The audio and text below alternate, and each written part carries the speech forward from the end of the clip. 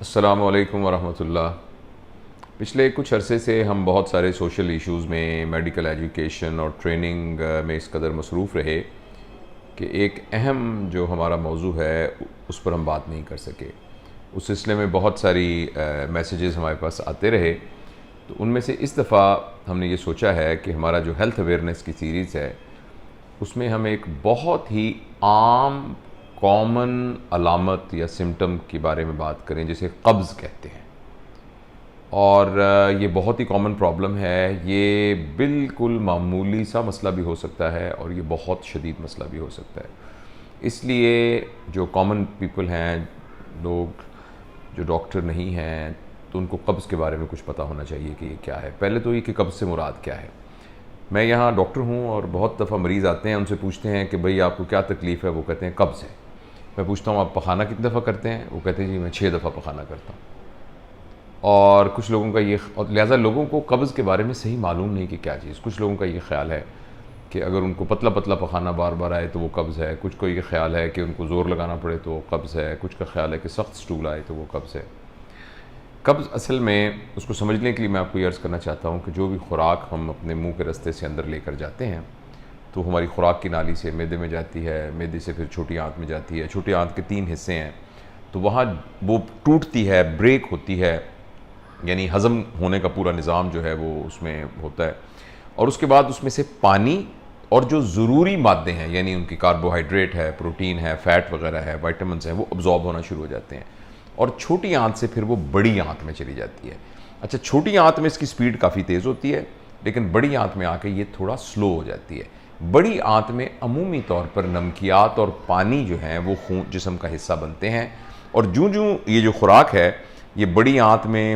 آگے کی طرف جانا شروع ہوتی ہے تو آہستہ آہستہ یہ خشک ہونا شروع ہو جاتی ہے، اس میں سے پانی کی مقدار کم ہو جاتی ہے، اور یہ لیکوڈ سے سالڈ، سیمی سالڈ اور سالڈ کی شکل اختیار کر لیتی ہے۔ اور جب یہ بڑی آنت کا جو آخری حصہ ہے جس کو سگموئڈ کولون کہتے ہیں، وہاں سے ریکٹم یعنی پخانے کی جو جگہ ہے وہاں پہنچتی ہے، تو ایک دم اس کے ارد گرد ایک اعصابی نظام موجود ہے جو یہ اطلاع دیتا ہے ہمارے دماغ کو کہ اب یہاں پخانہ موجود ہے اور اس کو نکالنا ہے، جس کے نتیجے میں ایک ڈیزائر، ایک خواہش پیدا ہوتی ہے، اور ایک پتہ لگتا ہے ہمارے دماغ کو کہ کچھ اب مجھے ضرورت ہے، اور آدمی مناسب جگہ پر جا کر پھر جو پخانے کے آخری حصے کے ارد گرد کنٹرول کرنے کے لیے پٹھے ہوتے ہیں ان کو وہ ریلیز کر دیتا ہے، اور پیٹ کا، اور جو پیٹ اور سانس کی نالی اور ہماری پھیپھڑوں کے درمیان میں ایک ڈائفرام، ایک مسل ہوتا ہے، وہ کنٹریکٹ کرتا ہے، جس سے پیٹ اندر کی طرف دبتا ہے، ڈائفرام نیچے کی طرف دبتی ہے، اور وہ جو رکاوٹ کے لیے اسفنٹر ہوتے ہیں وہ کھل جاتے ہیں اور پخانے کا اخراج ہو جاتا ہے۔ تو یہ ایک نارمل موومنٹ ہے، اور عمومی طور پر لوگوں کو دن میں کم از کم ایک دفعہ اس قدرتی حاجت کی رفع کرنے کے لیے ٹوائلٹ جانے کی ضرورت پڑتی ہے۔ بعض دفعہ بعض لوگوں کو 2 دفعہ بھی جانے کی ضرورت پڑتی ہے، تو یہ بھی نارمل ہے۔ لیکن اگر کسی شخص کو ہفتے میں 3 دفعہ سے بھی کم جانا پڑے تو ہم یہ کہہ سکتے ہیں کہ اس پیشنٹ کو قبض ہے۔ یا اس کو جب پخانہ کرنے جائے اور وہ اتنا سخت ہو اور اس کو بہت زور لگانا پڑے، اور ایوریج یہ ہے کہ ایک دفعہ ٹوائلٹ کا وزٹ 10 منٹ سے زیادہ ہو، تو اس کا بھی مطلب ہے کہ اس مریض کو قبض ہے۔ اچھا، یہ جو قبض ہے یہ بہت سارے لوگوں کو، اگر ہم کہیں کہ اکثریت کو، قبض کسی بیماری کی وجہ سے نہیں ہوتی، بلکہ کھانے پینے اور پخانے کی عادات کے بارے میں زندگی گزارنے کا غلط طریقہ کار ہے، اس کی وجہ سے ہوتی ہے، تو یہ بات غلط نہیں ہوگی۔ تو لہٰذا سب سے پہلے میں یہ آپ کو بتا دیتا ہوں کہ اگر ہم کیا کریں تو اس بات کا امکان ہے کہ بغیر کسی دوائی کے بھی قبض جو ہے وہ نہیں ہوگی۔ ان میں سے پہلی بات یہ ہے کہ ہماری خوراک کا جو ٹائم ہے وہ ترتیب کے ساتھ ہو۔ وہ لوگ جو کئی دن نہیں کھاتے، پھر کھاتے ہیں تو پھر کھاتے ہی رہتے ہیں، ان کے اندر پیٹ کے جو پورا نظام ہے جو کہ ایک ترتیب سے بنا ہوا ہے وہ متاثر ہوتا ہے۔ نمبر 2، اگر ہماری خوراک کے اندر فائبر کی کمی ہے، فائبر وہ چیز ہے جو کہ ہماری غذا کا حصہ تو ہے مگر وہ انرجی پرووائڈ نہیں کرتا، بلکہ وہ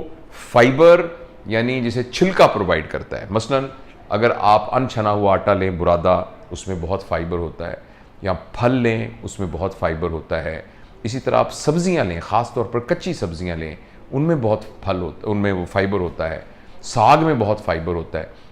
اگر ہماری غذا جو ہے اس میں فائبر کی مقدار کم ہوگی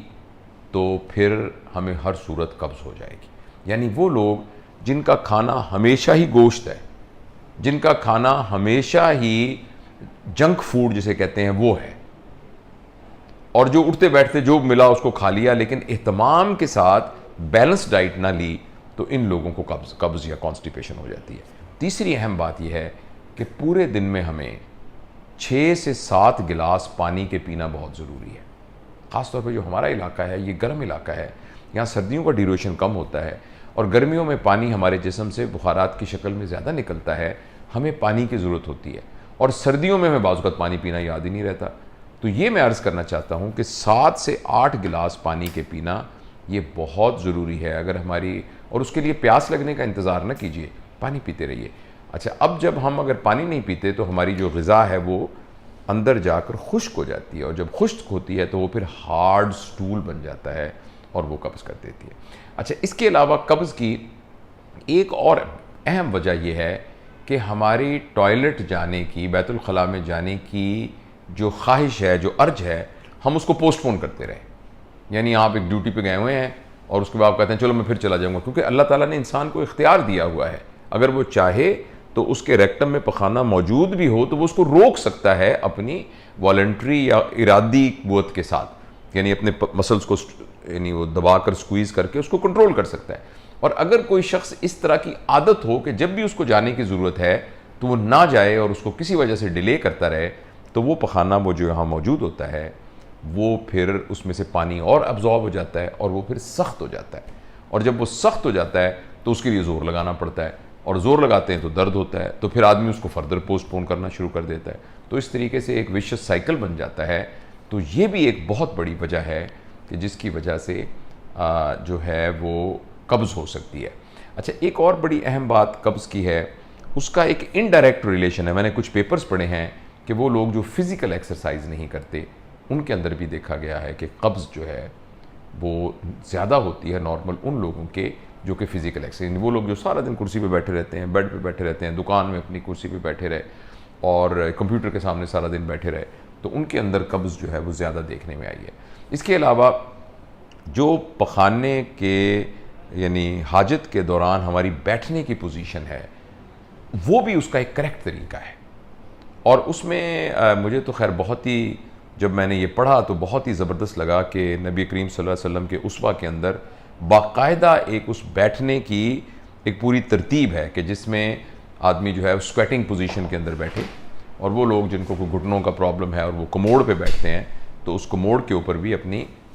تھوڑا سا آگے کو جھک کر بیٹھے اور تھوڑا سا لیفٹ سائڈ پر زیادہ وزن ڈال کر بیٹھے. ایسا کرنے سے، اور آگے کو ہلکا سا جھک کر بیٹھیں تو، اور اسکویٹنگ پوزیشن میں، تو ایسا کرنے سے جو لیفٹ سائڈ کا جو ریکٹم ہے اس کے اوپر پریشر پڑتا ہے اور اس سے پخانے کا اخراج نسبتاً زیادہ آسانی کے ساتھ ہو جاتا ہے. ویسے جو میں نے مسنون طریقہ پڑھا تو اس میں وہ چونکہ اکڑوں بیٹھ کے اور یہ ہاتھ جو ہے وہ یہاں تھوڑا سا لیفٹ سائڈ پہ رکھ کے اور تھوڑا سا لیفٹ سائڈ پہ جھک کے، اور یہ جو میں نے ویسٹ کی سٹڈیز پڑھی اس میں بھی لیفٹ سائڈ کی طرف تھوڑے سے جھکاؤ کو انہوں نے مینشن کیا ہے، کیونکہ جو انیٹمی ہے اس کی ساخت پخانے کے رستے کی نالی کی اس طرح سے ہے کہ تھوڑا سا لیفٹ سائڈ کو جھک کے اور آگے کو جھک کر ایسا کرنے سے اس کا اخراج آسانی سے ہو جاتا ہے. دیکھیں، اب تک جو میں نے آپ کو باتیں بتائی ہیں یہ باتیں ہیں کہ کسی کو کوئی بیماری نہیں ہے لیکن اس کی عادات کی وجہ سے اس کو قبض ہو گئی ہے. تو لہٰذا یہ تمام، میں ان کو سمرائز کرتا ہوں پھر میں اگلی بڑی اہم بات آپ سے کرنے جا رہا ہوں. پانی خوب پیجئے، کھانے کے اوقات کو مقرر کیجئے، کھانا جو کھائیں اس میں فائبر کی مقدار بہت زیادہ ہونی چاہیے جتنی، اور ریڈ میٹ کی مقدار کم ہونی چاہیے. جتنی فائبر کی مقدار یعنی سبزیاں، سلاد، پھل، ان کی مقدار زیادہ ہوگی اتنا فضلہ جو ہے وہ بڑی مقدار میں بنے گا. اس کے علاوہ ہلکی پھلکی ایکسرسائز اپنی ایج کے حساب سے اور اپنی ضرورت کے حساب سے وہ آپ ضرور کیجئے،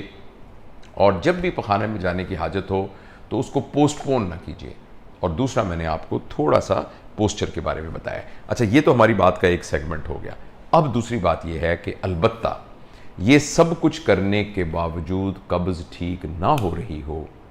تو قبض کسی سیریس بیماری کا ایک کی علامت بھی ہو سکتی ہے۔ یہاں میں آپ کو ایک بات بڑی کلیئر کرنا چاہتا ہوں کہ اس بات سے آپ اپنے آپ کو کسی وہم کا شکار مت کر لیجئے گا، لیکن یہ البتہ ضرور احتیاط کرنی ضروری ہے کہ اگر آپ کو مسلسل قبض رہتی ہے، جسے کرونک کانسٹیپیشن کہتے ہیں، نمبر ایک، یا آپ کو ابھی ریسنٹلی آپ کی ٹوائلٹ کی ہیبٹ چینج ہوئی ہیں، یعنی پہلے تو آپ کو نہیں تھی اب ہونی شروع ہو گئی ہے، تو مہربانی کر کے کسی ڈاکٹر سے رابطہ کیجئے، کیونکہ یہ کسی بھی اور انتڑیوں کی سیریس بیماری کا یا نان سیریس کسی، یعنی بہت سیریس نہیں، یعنی کینسر وغیرہ نہیں، مگر پھر بھی کسی ایک بیماری کی ایک نشانی ہو سکتی ہے۔ اور خاص طور پر جب قبض کے ساتھ جو میں علامتیں بتا رہا ہوں ان میں سے کوئی ایک علامت ہو، قبض بھی ہو اور ان میں سے کوئی ایک علامت ہو جو میں بتانے جا رہا ہوں، تو پھر تو آپ ضرور ڈاکٹر سے رابطہ کیجئے۔ پہلی بات یہ ہے کہ جب قبض اور ڈائریا آلٹرنیٹ کرے، یعنی ایک ہفتہ قبض رہتی ہے، اس کے بعد پھر پتلے پخانے آنا شروع ہو جاتے ہیں، پھر قبض ہو جاتی ہے، پھر پتلے پخانے، اگر ایسا ہو تو اب آپ اس کا صرف فائبر شائبر سے علاج نہیں، آپ کو ڈاکٹر سے رابطہ کرنا پڑے گا، نمبر ایک۔ نمبر دو بات یہ ہے، اگر آپ کو پخانے کے رستے میں خون آتا ہے، چاہے وہ تازہ خون کی شکل میں آتا ہے، چاہے وہ پخانے کے ساتھ چپکا ہوا خون آتا ہے، پھر آپ ضرور ڈاکٹر سے رابطہ کریں۔ دو باتیں۔ تیسرا، آپ پخانہ کر لیتے ہیں لیکن آپ کو لگتا ہے کہ ابھی کچھ حاجت باقی ہے، یعنی آپ کی تسلی نہیں ہوتی، یعنی مکمل طور پر اخراج نہیں ہوتا، بلکہ آپ کو لگتا ہے کہ ابھی تو پھر مجھے ضرورت ہے، تو یہ اس صورت میں بھی آپ کو فوری ڈاکٹر سے رابطہ کرنا پڑے گا۔ چوتھی بات، اگر پخانے میں قبض کے ساتھ ساتھ کوئی ریشہ، خون کی بجائے ریشہ یا پیپ آتی ہے، تو پھر بھی آپ کو ڈاکٹر سے رابطہ کرنا ضروری ہے۔ صرف ٹوٹکوں سے اور غذا کی تبدیلی سے یہ مسئلہ حل نہیں ہوگا۔ اور اسی طریقے سے اگر پخانہ کرتے وقت آپ کو درد ہوتا ہے اور پخانہ کرتے وقت کوئی چیز باہر آتی ہے، جیسے کوئی موقع باہر آتے ہیں یا کوئی گوشت کا ٹکڑا باہر آ جاتا ہے جب آپ زور لگاتے ہیں، تو ایسی صورت میں بھی یہ قبض جو ہے وہ ہو سکتا ہے کسی اور بیماری کی نشانی ہو اور آپ اس کو ڈیلے نہیں کر سکتے۔ اور آخری بات یہ ہے کہ اگر کسی وجہ سے آپ کا وزن کم ہو رہا ہو اور ساتھ قبض بھی ہو، تو یہ بھی ایک علامت ہے کہ جس میں آپ کو ڈاکٹر سے رابطہ کرنا پڑے گا۔ بات تھوڑی سی لمبی ہو گئی ہے، میں دوبارہ سے سمرائز کرتا ہوں۔ بہت سے لوگ جن کو قبض کی شکایت ہے، ان کو کوئی سیریس بیماری نہیں ہوتی، وہ اپنی عادات کو تبدیل کر کے اس بیماری سے اس بیماری سے جان چھڑا سکتے ہیں۔ البتہ اگر آپ کو بہت عرصے سے قبض ہے جو ٹھیک نہیں ہو رہی، اگر قبض کے ساتھ ڈائریا آلٹرنیٹ کرتا ہے، پہلے کبھی ڈائریا کبھی قبض، اور اگر پخانے میں خون آتا ہے، اگر پخانے میں پیپ آتی ہے، اگر پخانہ کرنے کے بعد حاجت ابھی باقی رہتی ہے، اور اگر زور لگانے پر کوئی چیز باہر بھی نکلتی ہے یا اندر چلی جاتی ہے پھر یا باہر ہی رہتی ہے، یا گوشت کا کوئی ٹکڑا، کوئی موقع، یا آپ کا وزن بہت ریپڈلی نیچے جا رہا ہے، ایسی صورت میں پھر آپ اس قبض کو لائٹ نہ لیجئے اور اپنے ڈاکٹر سے رابطہ کیجئے۔